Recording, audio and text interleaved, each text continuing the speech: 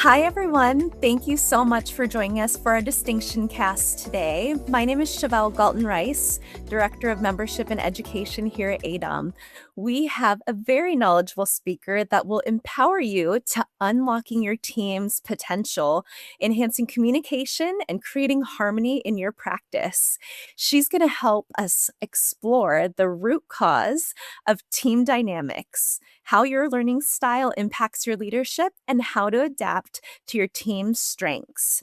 It's my pleasure to introduce you to Joanne Miles. She's a dynamic force in dental practice growth, often described as the Swiss Army knife of dentistry, for her versatile expertise and innovative solutions.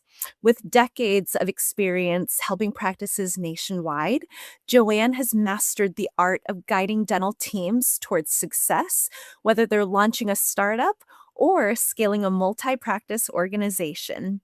Joanne is passionate about transforming dental practices by focusing on the pillars of success: team engagement, patient experience, leadership development, and operational excellence. Her proven methods empower dentists and their teams to grow with confidence, staying aligned with their core value and purpose. A champion for elevating others, Joanne believes that the most successful practices thrive not only on number, full connections, and a commitment to excellence. Let's give a warm ADOM welcome to Joanne Miles. Thank you for having me today. I'm so excited. And I'm going to jump right into probably one of my passionate topics today, which is leadership, which is a big, big word with lots of things underneath it. And today we're going to be talking about learning styles. And the biggest leadership mistake isn't the lack of knowledge, it's assuming everyone learns and works in the same way we do. So, what if instead of fighting those differences, you could use them to bring out the best in your team? That's what we're going to be diving into today. And the first area I always like to talk about is what comes to mind when you think about or hear what a learning style is. A lot of times people, when they've heard about learning styles, they think of, well, I'm a visual learner or a kinesthetic learner, or I'm an auditory learner. But science tells us that that's not really a style, but more of a preference, and that everybody seems to have some pieces of all of that to one degree or another.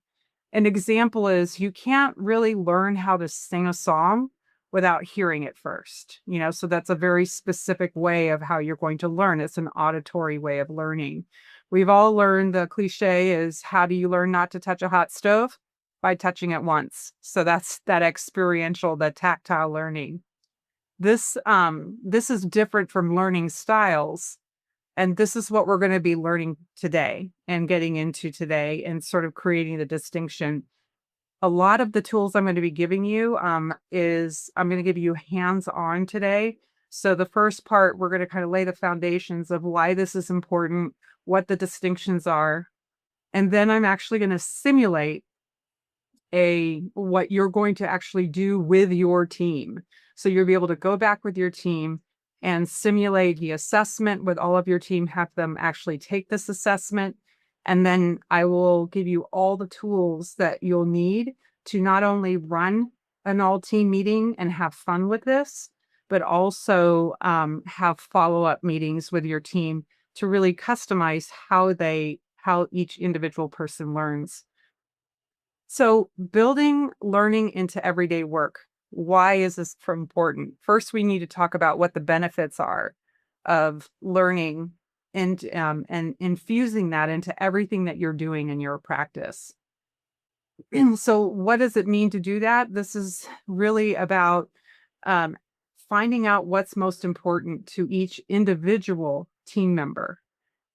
This is about learning every day. The company culture is the primary factor in determining the extent and the variety of learning that takes place. The culture and the environment truly sets the stage for how well people learn, how well they're engaged in the process, and if they're having fun. And then not only that, they're retaining the information. Of all positions, the manager that is the leader, you are the have the biggest impact on creating that learning environment.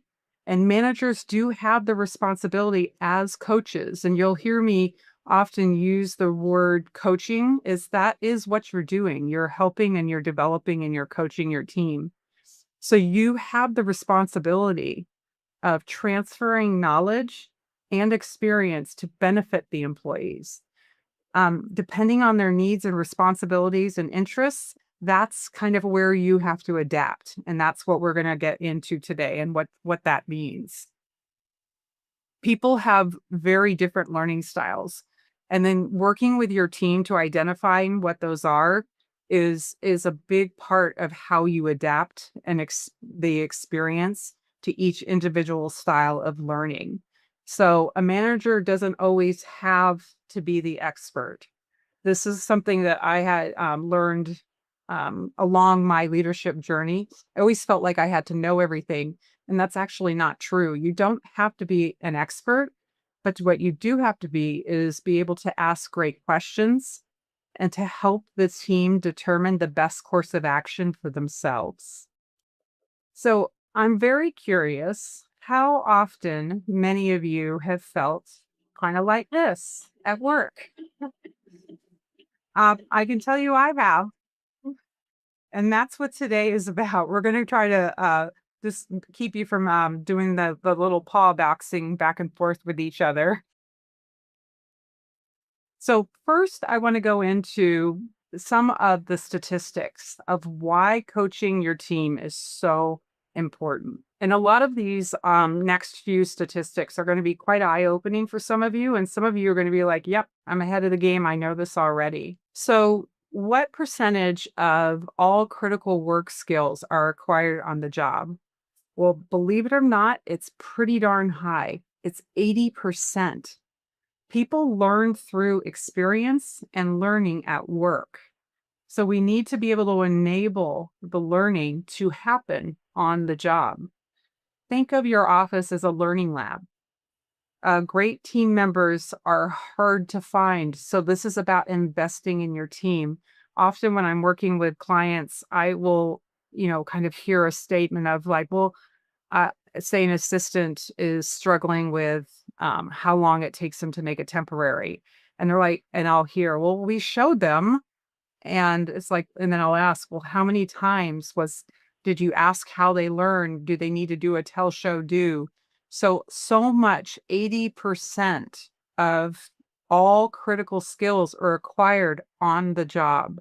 So having a actual training and shadowing and tell, show, do, and then reinforcing is very important to the overall performance of your team. The next question is, what is the estimated percentage of non-performance problems in business because of lack of feedback? And believe it or not, it's about 50%. So employees who are not performing well often lack honest feedback.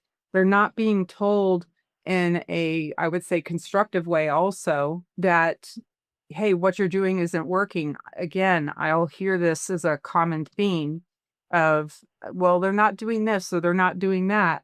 And I might ask, well, do they have a job description? Are they even aware that this is what is required in their role? And they're not getting regular feedback where you're doing some check-ins, particularly in that first 90 days when you're ramping them up. Are you doing a quick, maybe end of week, 15-minute check-in with the team member to see like, okay, what's worked? What were the things you were working on this week? What are some of the things we need to carry over into next week? What tools do you feel are missing for you to be able to succeed in your role? Again, did you hear these are all questions? So like I said, that the manager doesn't need to be the expert in the topic. It's about asking great questions and then providing the environment and the tools for those people to succeed.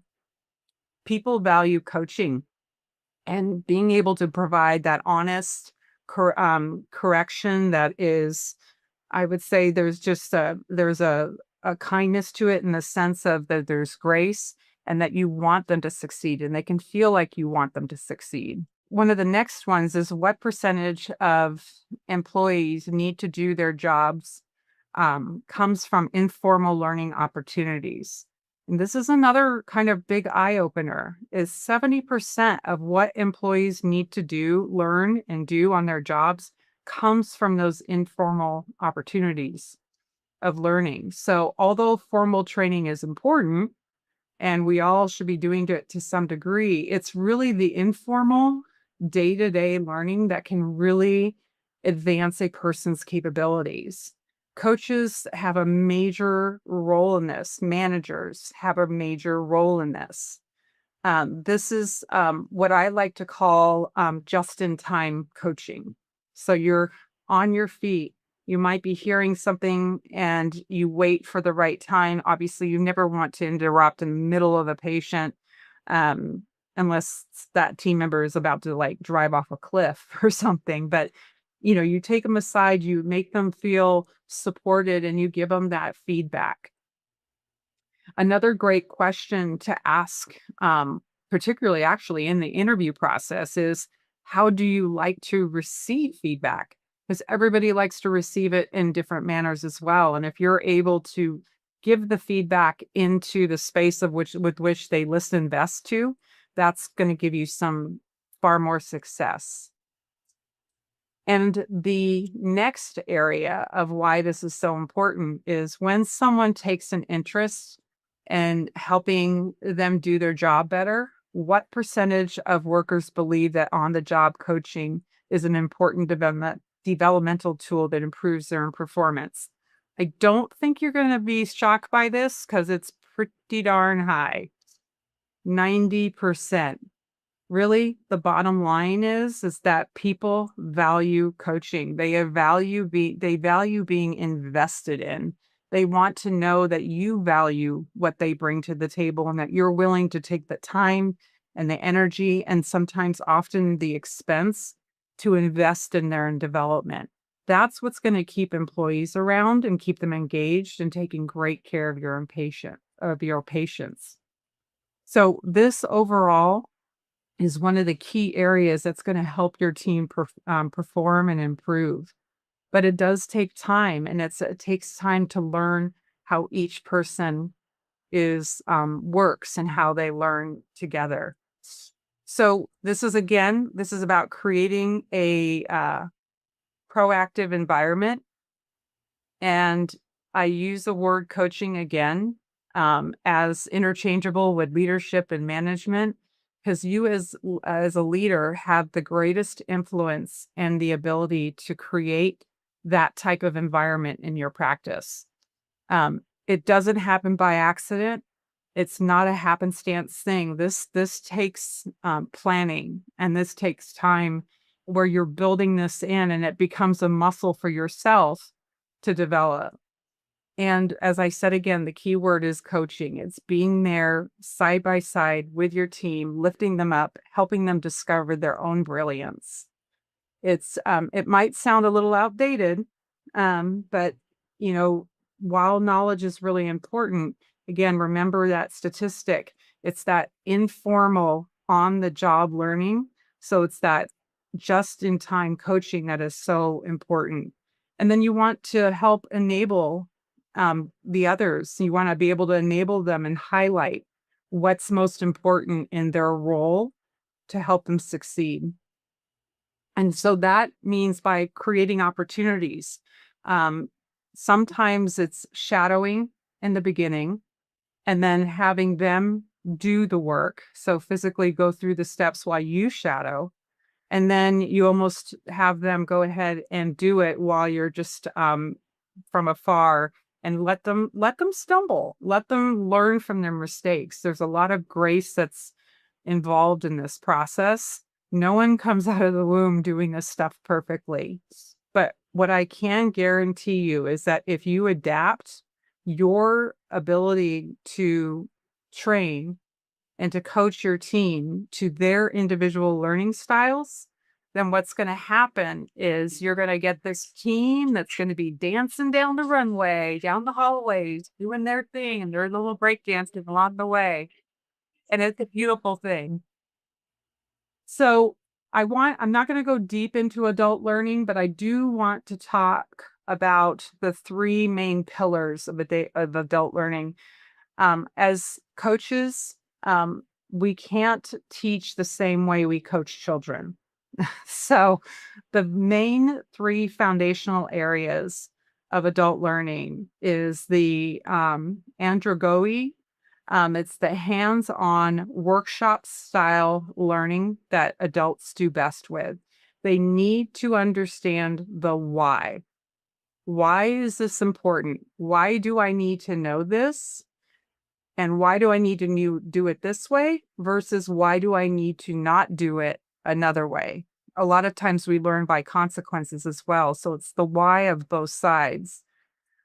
What's in it for me? Why is this important to my role? How is this going to make me more effective? How is this going to help me succeed?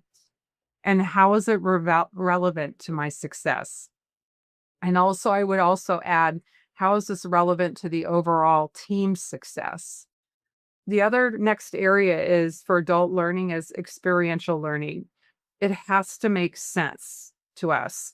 So this is really the hands-on. This is where the learning actually happens. An example could be role playing or using the word practicing those treatment conversations, the case presentations, a new dental assistant. This is where you have that peer learning where the dental assistant is doing the work and then they're getting feedback on the work. So there's hands-on. It's also important to cross-train a lot of times. If the team is well cross-trained, then they have a better understanding of each person's role and they know how to be able to just support each other. And then there's that transformational learning piece of it. That's the often called as that aha moment, the light bulb that goes on.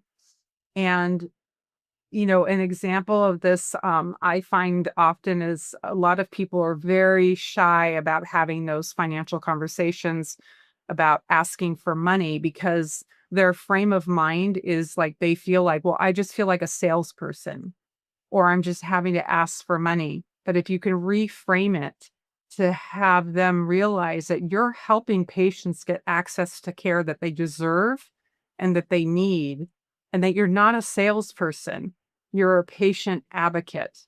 You're here advocating for what's best for the patient. And you're putting yourselves, you could put your family member in their shoes. Like, what would you do for your family?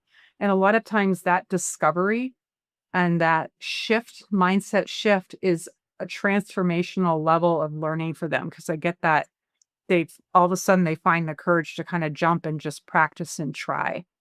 So those are the three areas of adult learning that are very important to keep in mind when you're talking with your team. So let's shift a little bit. I'm going to give you some coaching tips, and then we're going to shift into kind of a simulation of what the tools that I'm going to be giving you and how you're going to be implementing them and using them with your team. Coaching tips for managers.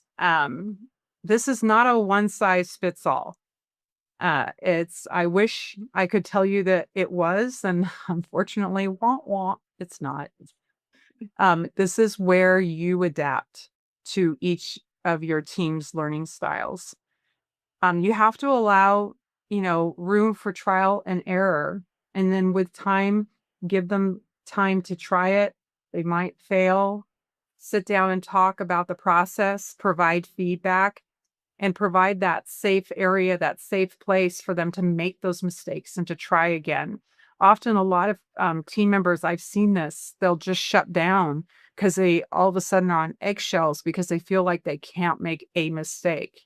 And all of us have made mistakes along the way. I've probably learned some of my hardest managerial and leadership lessons were from the mistake where I just fell flat on my face. So it's important to create that space for the team.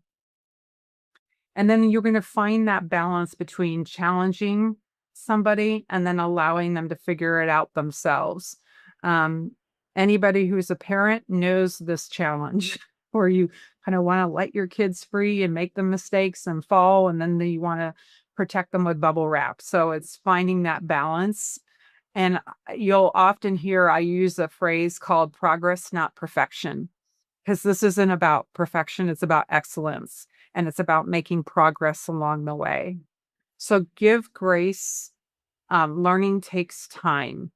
It's a process, and I realize that often in the dental office, especially with the changes in team dynamics and finding good team members, you feel like you don't have the time for it. But I but trust me, investing and giving this amount of time and space, it's going to accelerate the growth and accelerate the culture and really the overall team dynamics in the long run. We talked about what learning styles are not. Now we're going to shift into what we're going to be talking about today. So here is where we're going to talk about, there's an actual scientific study that was done, and learning styles is the way an individual prefers to absorb, process, and act upon the information and experiences.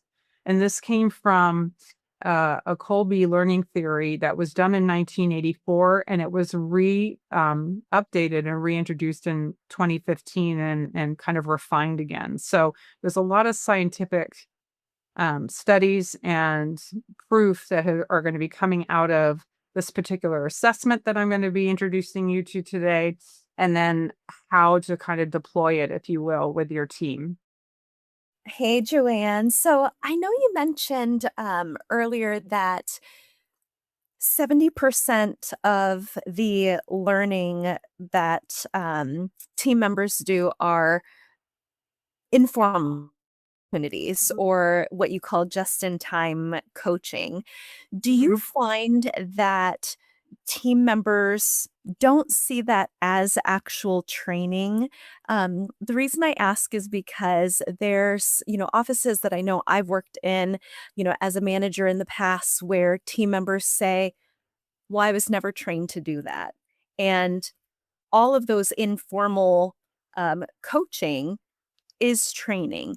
How would you get team members to understand, or I guess what would be the tone to set from day one, that new hires know, hey, every single time I tell you something, that is training? Yeah, no, that's a great question, and that goes to the heart of not only the interviewing process. Like I said, that during the interviewing process, a lot of I often asked people that I interview, first of all, how do you learn? And they may not have the exact answer, and I would be giving them this assessment anyway. But it's an interesting question because it allows you to kind of see if have some self-awareness to that. And then number two, during the interviewing process as well, and then the subsequent onboarding process, that's the time where you're going to be reviewing the culture and the learning culture and development of the practice. And so one of the things that you could say is a lot of our clients that I have, they're in coaching. And so they'll say, we are very much, our culture is one of learning and development. We kind of believe that we don't know everything always. We're always going to be striving to do better. And so we want to know that you're comfortable with getting feedback and coaching. And some of that will look like what we call just-in-time coaching. I'll never, you have my promise, I'm not going to undermine you in front of patients. I'll never make you feel less than in front of the team. But there might be times where I might be listening outside the operatory to how your new patient exam is going. And then I might provide you some coaching later. That's all part of our training process.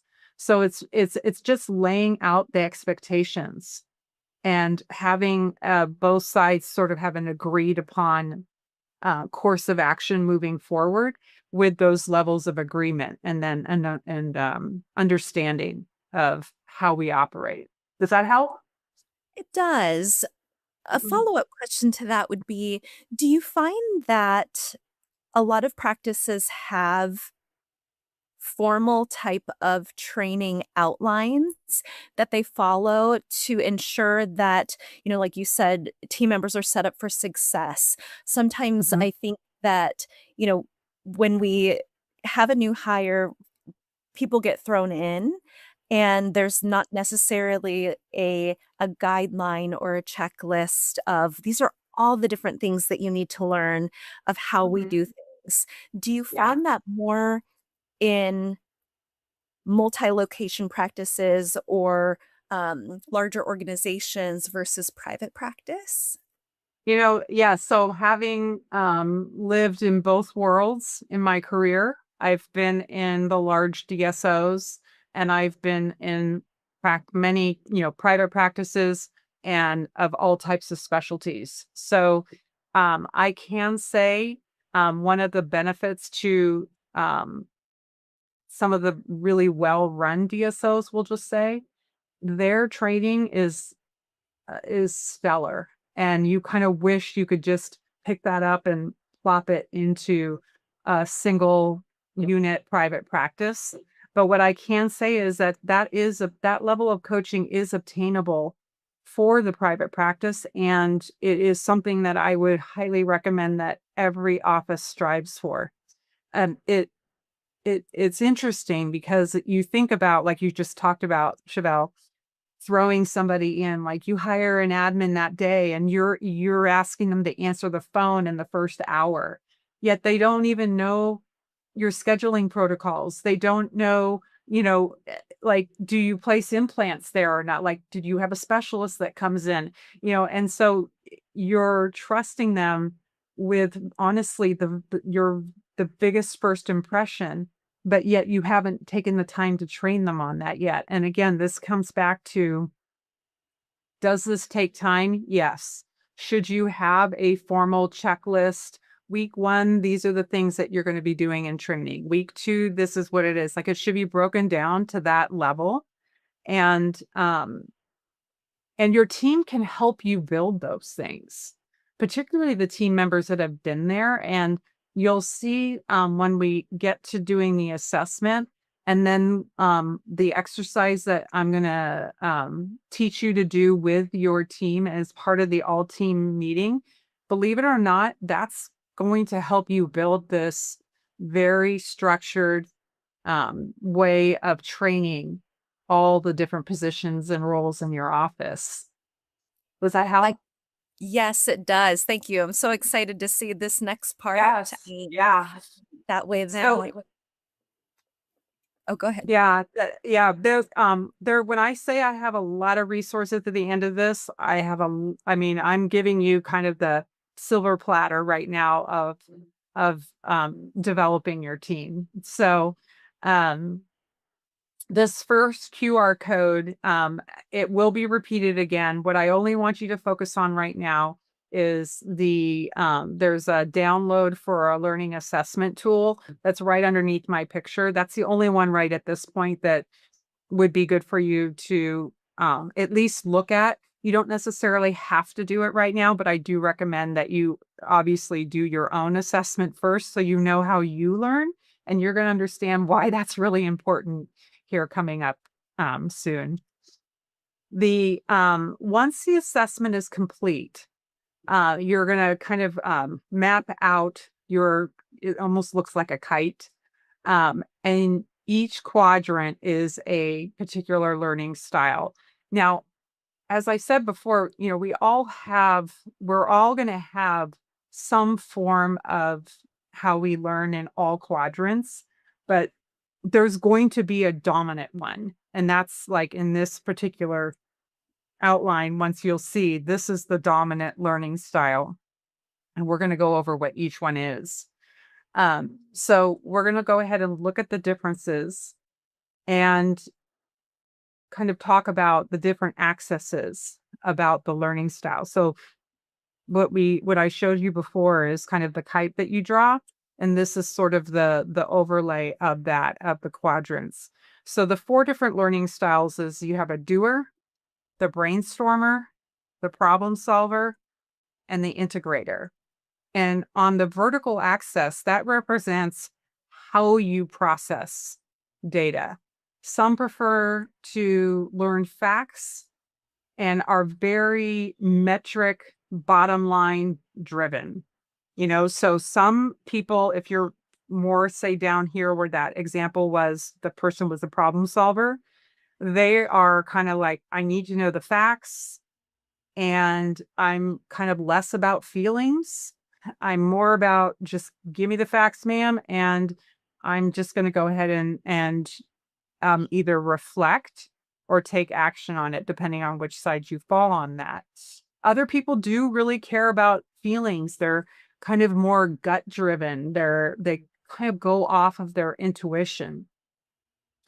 And you'll hear that some people will fall into that feeling side. And often you'll hear, and I fall kind of more up here, just as a spoiler alert, I'm a doer.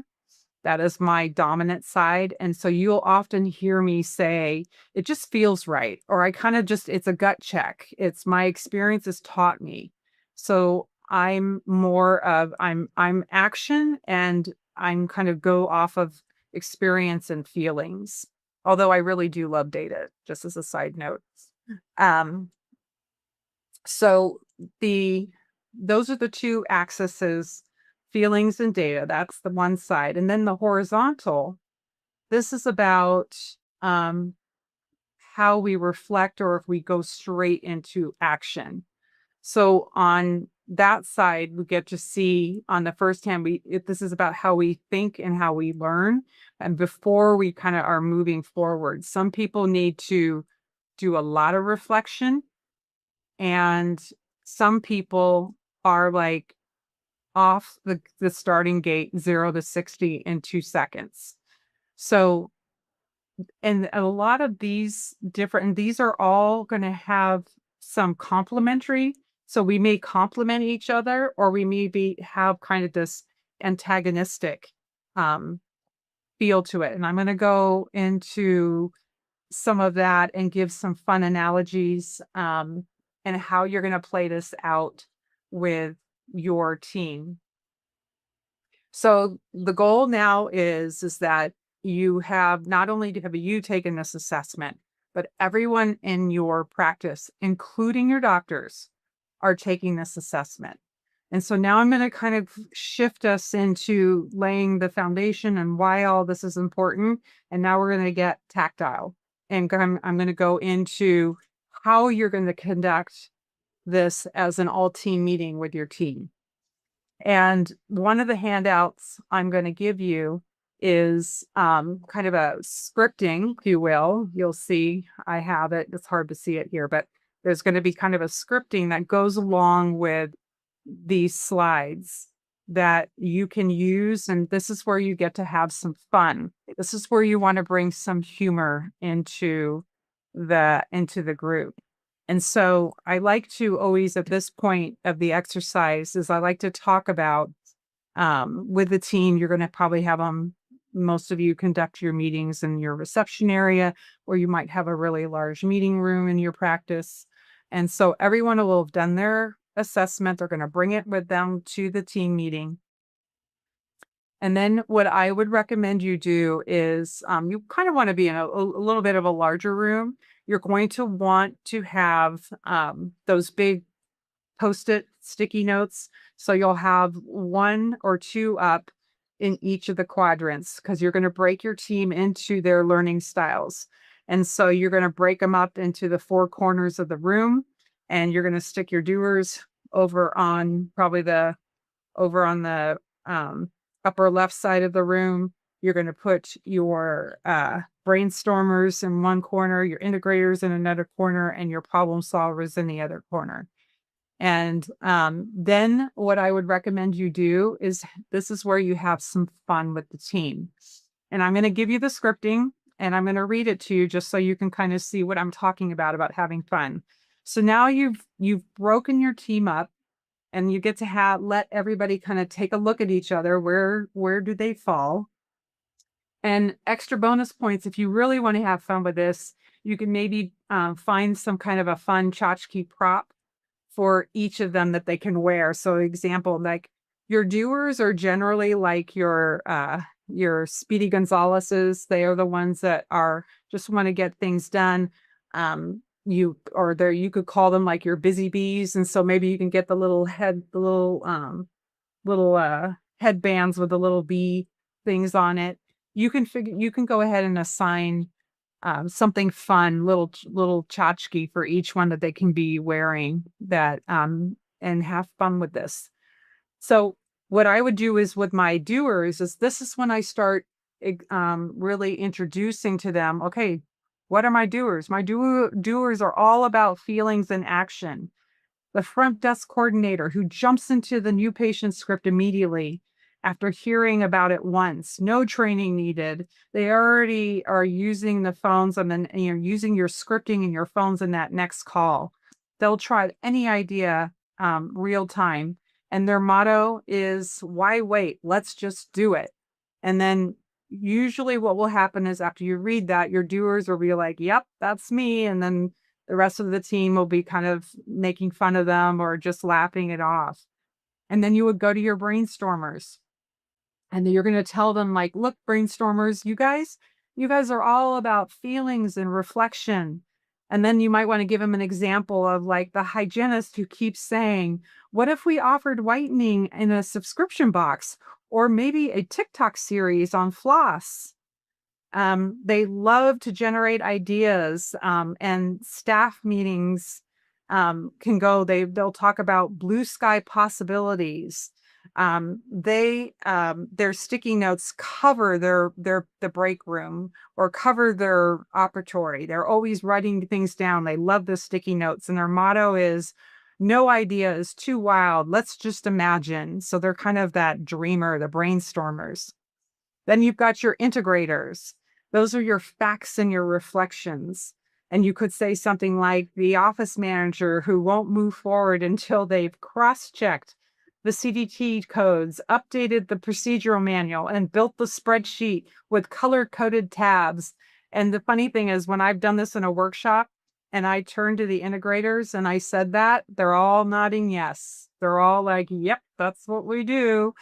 If there's a new piece of technology, the integrator, they've read the manual from cover to cover, and they've already created the policy before anyone's even plugged the machine in.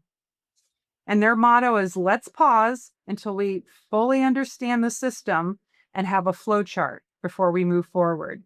And that's the personality of your integrator. And then the problem solver, facts and action. It could be your lead assistant who, when the autoclave breaks midday, they're already Googling the answer to fix it. They're calling the supply rep before anyone even finishes panicking about it. The problem solvers love efficiency. You'll hear, we can see 2 patients at once. We just need to rearrange the schedule like this. No problem. Their motto is, just don't stand there. Let's fix it.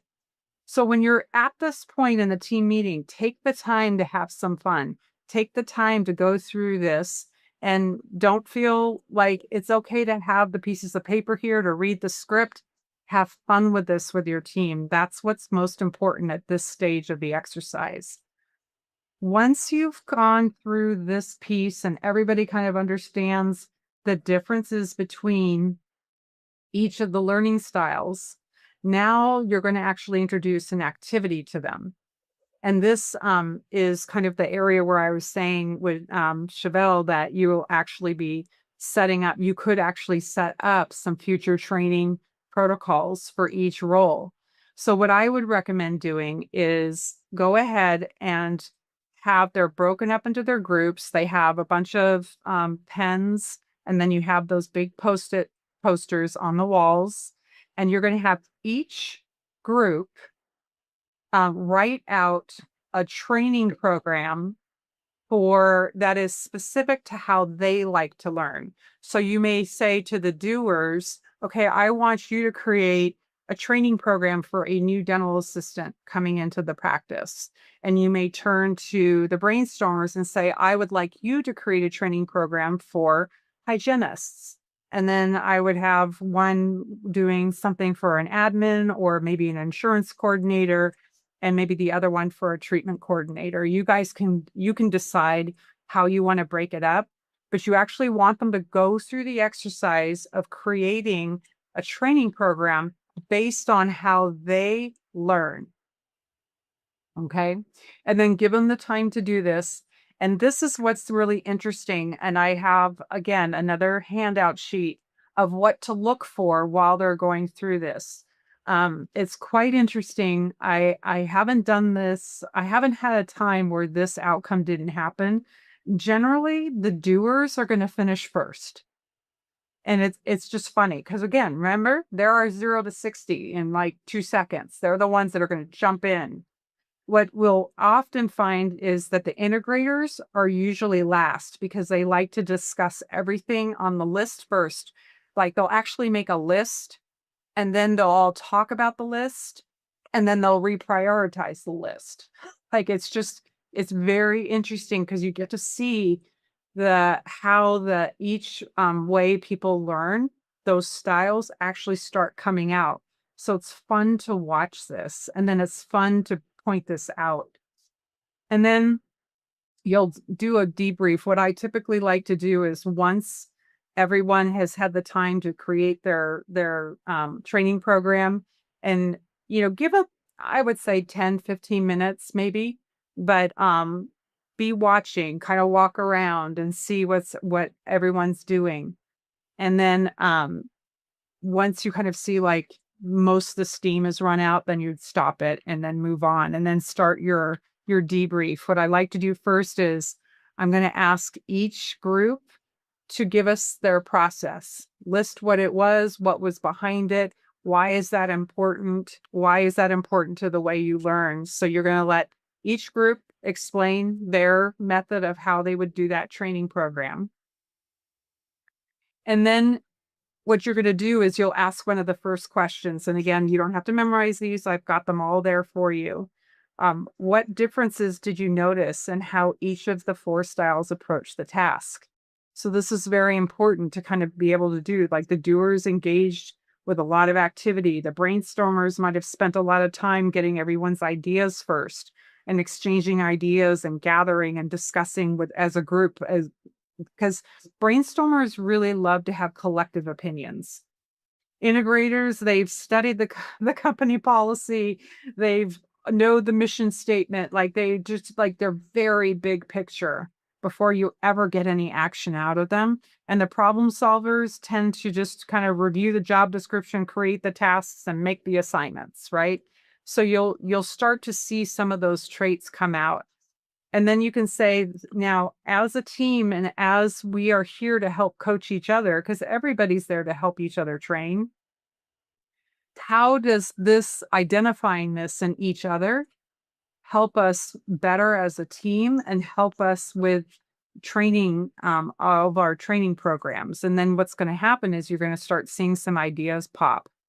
And this is another area where, see, the manager doesn't always have to have all the answers.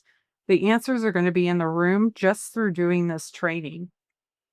And then you can go through, there's some other things that I have cued you to say on this list, but this will walk you through the entire debrief and help them really see and observe with each other why sometimes you're going to have that antagonistic group that they don't play well together. And that's this next area, which is the coaching challenges. And again, I'm going to give you this sheet so you can, this is another area where you can have fun. So one of the things as I like to talk about is that I'll ask the group, what style do you think most likely you're going to have the most difficult time coaching? And the answer is, it's the person that's diagonal to your own. So an example, doers and integrators are going to clash. unless you have that awareness up front. And that's why this is such a great exercise, because you're going to be able to see this in living color in real time, with the team gets to see each other and what corners they are, what type of learners they are. And so I love to have a little fun with them. And so, like the doers and integrators, I'll give them a scenario and say something like, the doer wants to roll out the new scheduling template today because it just feels right. Right. And the integrator insists that they need two committee meetings, a policy draft, and a full day workshop before we can make any changes whatsoever. And the results are, the doers, they say, you're wasting time talking. And how many times are we going to hear that from some of our team members? And then the integrators are going to say, we're wasting time doing the thing wrong. So you see how there's that antagonistic, they just are going to butt heads. And so the humorous angle, this is where it's important to bring humor. Show them that the two coworkers trying to put, this is my example. It's like two coworkers, you put a doer and an integrator together and ask them to put together some IKEA furniture. That will be very interesting. One's going to start hammering the pieces together while the other is insisting on reading every single line in the instruction manual. So you're going to step through this with the brainstormers and the problem solvers. Those two are going to be the most challenging in working together, also in helping each other learn. And often a lot of this is also how we communicate with each other too. So the brainstormers want to discuss 10 creative ways that we can make our waiting room more fun, like an aquarium or a karaoke corner or therapy goats. And the problem solvers, okay, which one are we actually going to buy and how much will it cost? Right. And so you get to see the differences in that, and you get to go through that. And then the key points as we kind of wrap this up is that managers, the most important thing is to be on your feet, manage on your feet. This is about presence over paperwork. Don't lock yourselves in the office, because that's when you're going to have you're going to be creating that environment for that informal learning, that just-in-time coaching that happens. Find a way to build into your day to manage your time where you're on your feet in the morning, midday, and afternoon, and you're kind of walking the clinic floor, walking the office, helping your team members. And you have the biggest influence in creating the culture and the learning environment. Please don't forget that. You have so much impact and influence on your team and in an environment. And this is your time to be able to transfer your knowledge and experience to benefit your team. Teresa Duncan often has said, leave the ladder down. This is about lighting the path forward for your team members. Let them learn from your mistakes. Share that you've made mistakes.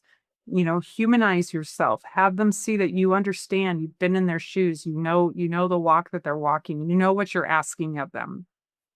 And remember that this is where the big thing is that you have to avoid your bias. So this is about adapting to others' learning styles. So I'm a doer, but if I'm working with somebody who's a brainstormer, they're not going to learn the way I learn. And it's going to be my job to adapt, to teach them how they learn, and to adapt the entire training of what works best for them. I have a question for you. So I know you had mentioned that doers and integrators clash, and then brainstormers and problem solvers clash. But what if you actually have a team that's all doers? Like, what if you don't have a good mix of, all four learning styles? What's kind of, I guess, could there be consequences to not having a little bit of all four in your practice? I mean, there can be if you're not aware of it, right? So it's important let's just say you have a smaller team, right? And you might have a mixture of doers and integrators, but you don't have a brainstormer. It's important for them to know what that brainstormer brings to the table and how they think and how they learn. Because I believe that there's strength in that diversity. There's strength in having that different talent. And so this is about, again, the manager then is going to bring maybe some of that to the table and augment with the team. I mean, people, their dominant learning style is their dominant learning style. That would be like swimming upstream, like, or against this, the current. So you don't want to try to change some of your team members just to have some balance there. But this could be when it's time to hire the next person, you can have them take this assessment. Now, it shouldn't be your sole reason for hiring or not hiring a person. It's just a tool, right? Because the other piece of this I will say is that, again, you remember if we go back to that kite, um, you might have a team member that maybe doer is their dominant, but two other learning styles are just like barely a close second. And so they can help you adapt to creating a training that might be more conducive to the integrator or the problem solver if you don't have one there and you're going to be hiring somebody and bringing them on and that's their learning style.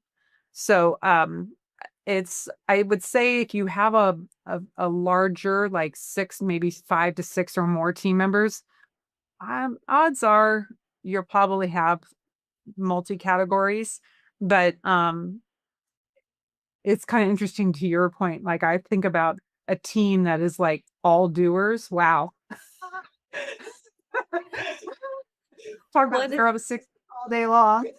yeah, and it's interesting because there may be teams like that. Like I can see where you said that the integrators finish that activity last, and then you Mhm. think, okay, we have all these different ideas, but then no execution. So it's like, Right. okay, you know, Yes. is it because we lack doers or, because we have more integrators? And so it's interesting to think of, it's almost kind of like personality trait, um, type of assessments as well. Right. Like where people's strengths are, and then also seeing like, okay, why can't we ever get anything done around here? Or, Well, why, yeah. yeah. And that could be just, honestly, for the team that maybe is smaller or you have everybody kind of huddled into one area. Um, that just doing this exercise with the team could be a monumental discovery all on its own of like, oh my gosh, we aren't as, we really don't have the diversity of learning styles and communication styles like we thought we did. And hey, now we know why we have these challenges. And then just shining a light on that is going to help like, so let's just say if they're doers, we'll stick with that. It's going to have the doers figure out a way to fix it. They're going to want to, they are going to try to find a solution for that. That's great. Thank you. Yeah. Because at the end of the day, and we're wrapping this up, is this isn't about changing your team. You can't change them. This is about unlocking your team. This is a powerful tool. And this is the ability to truly unlock your team. I've seen teams that maybe had some contention and I would say some culture issues, if you will. And this exercise alone is almost this is experiential learning, by the way, in action, because there are many ahas in that moment. Because now you get to see, like, oh, maybe the reason why I can't seem to ever communicate or this person doesn't seem to ever listen to me is because we're kind of on the opposite ends of the spectrum and I'm speaking Spanish and they're speaking Italian, so to speak. We're not even speaking the same language, but now knowing that I could adapt to help them and they can adapt to help me, that just that alone will shift the culture of the practice. So the next steps, what are you going to do? In a minute, I'm going to show you that QR code again. You'll scan the code. I would recommend watching this webinar over again. I'm sure you'll get the recording. Make sure you can do any kind of screenshots. If you want to reuse any of these slides, you can for your own presentation. Adapt it to, again, your style and your voice, your authenticity. And one of the things that, as far as the tools are concerned, that I'm going to give you is I'm going to be giving you the assessment, obviously. And then there's going to be kind of a coaching form on how to be a thinking partner with each individual team member to kind of create their own training program and to create their own growth program as well. So, how to sit down, what great questions to ask people to help them think through the best way for them to learn and to develop and grow. There'll be also a job aid on just some core coaching practices. There'll also be a job aid in there on how to create a lesson plan. So once we know what we need to do, this is how to create the lesson plan for the learning. And then there will be kind of an employee learning tactical guide. So this is going to give you the tactics of how to deploy all of this.